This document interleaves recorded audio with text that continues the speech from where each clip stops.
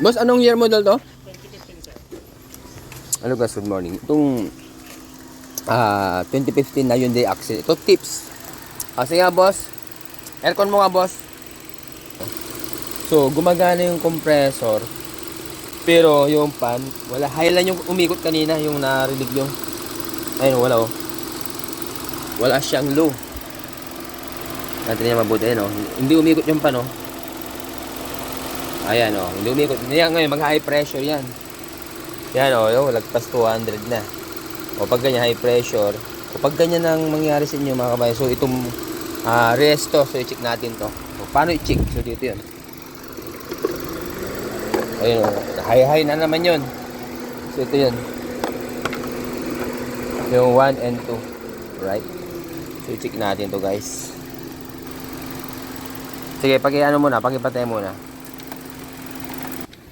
So ngayon, paano tanggalin? Kaya pag magtanggal to, mga boss, dahan-dahan lang dahil minsan nasira yung cover eh. Ito lang, lungnos, tapos ano lang, dahan-dahan.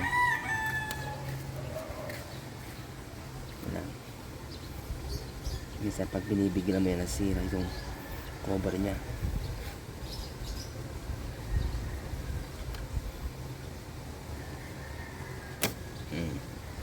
Yan, diba?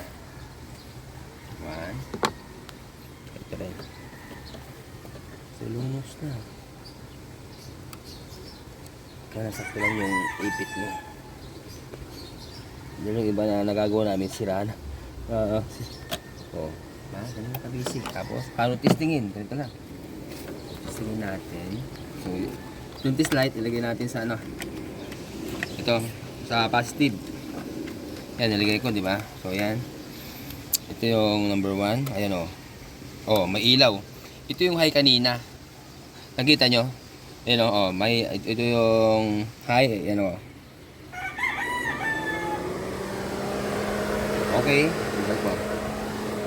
O, ngayon. So, ito yung before. So, walang no. Kailangan nakailaw yan. Ngayon, ang gagawin natin, pag ganyan, ito, tanggalin yung resistor, sir. Okay, ito yung before Ngayon, ang gagawin natin, i-repair natin yan. Ito na guys, tinatanggal na. So, ito lang. 8mm lang. So, ito. Okay. Tara, repair natin.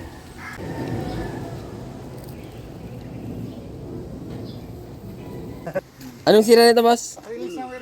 Ha? Sige. Sige, sandala. Ano muna natin to. Sige, testing mo nga, sir. Lagay mo nga. Testing. Susunod, alam nyo na yun, boss. Okay, testingin natin, So, kanina mga boss, ito lang yung mailaw sa high, di ba? So, ito, na-repair na natin yung rest. So, yun. Ayun, parang mayroon na agad, Oh. So, ito lang yung mailaw kanina, di ba? So, ito. So, ibig sabihin, okay sa oret na, Ayun, Yun. Okay. Testing. Testingin natin. Babalik ko lang. Okay, so ilalagay na natin dito.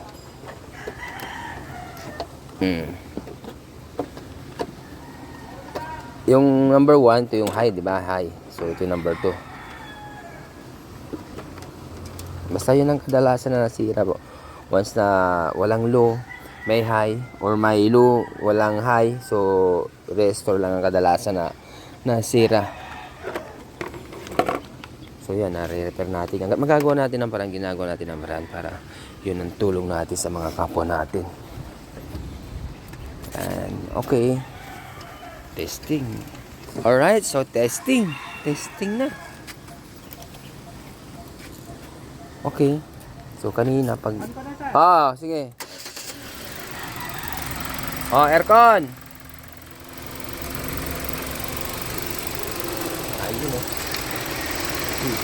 Ayun, gumana na, boss, So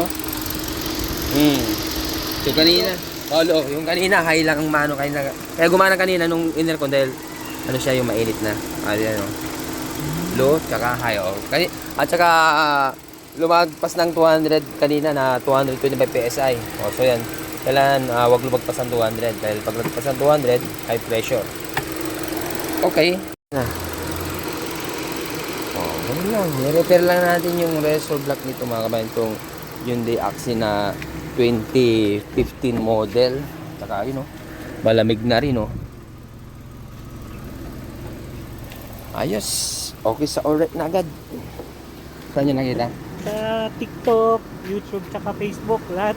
Ano siya eh. Talagang nandun kayo, nakikita ko kayo talaga eh. Okay. Mabilis lang. Simula lang nag-search kahapon, lumabas agad eh. Kaya talagang kan. Wow, thank you.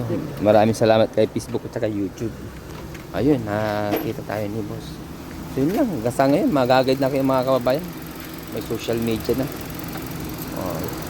Basta yun ang kadalasan, di ba, yung sinasabi pag nawala yung, ito tips sa may Hyundai Accent dyan. Kadalasan na nasira pag nawala yung lamig, yung thermistor, pressure switch, yung ECB valve, electronic control valve, yung resistor block at saka pan. Oh, so ito napunta sa ano to, sa resistor block.